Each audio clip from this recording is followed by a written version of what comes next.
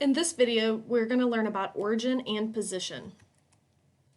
All right, so origin. That is just your starting point. So where you're starting your journey from, where you came from. If a word problem does not tell you where you start from, you can assume that the origin is 0. So this would be our origin here.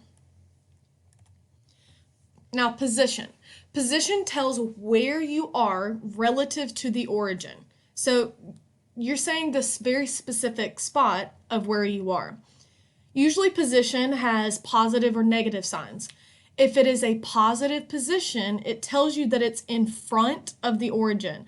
So for example, if you look at our y object is located here at position 2. So you would say that the position is plus 2 meters, or you could say 2 meters right.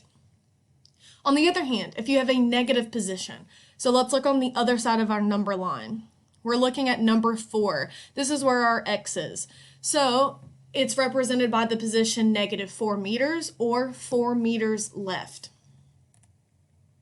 There's also an equation that you can use when talking about position.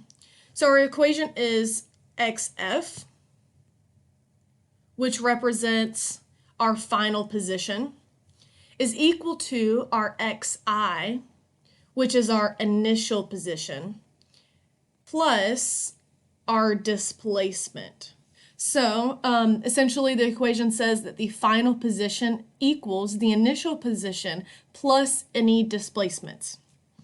And of course, with any equation, you can rearrange this equation to solve for any and all parts. So here's our original equation, xf equals xi plus d. For the first part, we're going to solve for the initial position, so xi. So we want to make sure that xi is on a side of the equation all by itself, so that way we can solve for the initial position. So the first thing that we're going to do is subtract our displacement. What we do on one side, we have to do to the other. And on this side, it's going to cancel out. So that's going to leave us with xf minus displacement equals xi. So this is our equation. If you needed to solve for the initial position of an object, you would do the final position minus the displacement. All right, now if you're looking for displacement, again, we have our original equation written, and we're going to solve for d. So to get displacement, or d on a side by itself, you're going to have to subtract xi on both sides, and it cancels out on this right-hand side, leaving d on a side by itself. So our equation is going to look like this.